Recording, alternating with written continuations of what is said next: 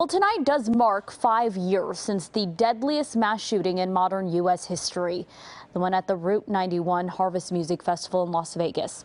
Half of those killed were from right here in Southern California. And tonight, KCAL 9's Rick Montanez was at an emotional candlelight vigil to reflect and to remember.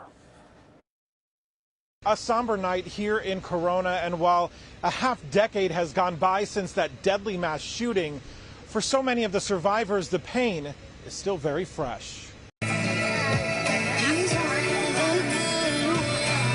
candlelight vigil on Remembrance Field in Corona to honor the 60 people who died after the mass shooting at the Route 91 Harvest Festival in Las Vegas on October 1st, 5 years ago. Surreal to understand that we're here, and there's so many people that aren't, or their loved ones that aren't. Tim and Christy Mummert were at the concert. Among the large crowd, they ran for their lives. 850 people injured in the chaos. Last night we watched a documentary, we paused it, we both looked at each other.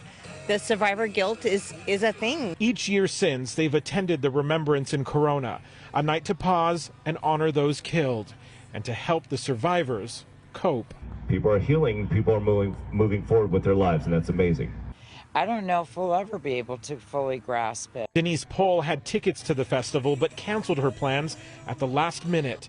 She says she's here to honor the memory of the people who never returned home. To pray for the families that lost people and just the whole thing.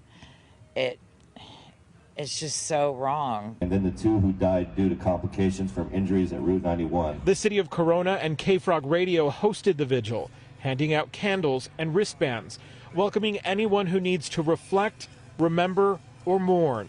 A powerful event for those who survived. It brings that sense of community together to where you don't allow the memories of people to fade away.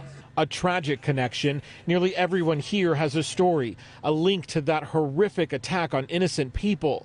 A night people wish they could forget. Amid a stream of victims, they choose to remember.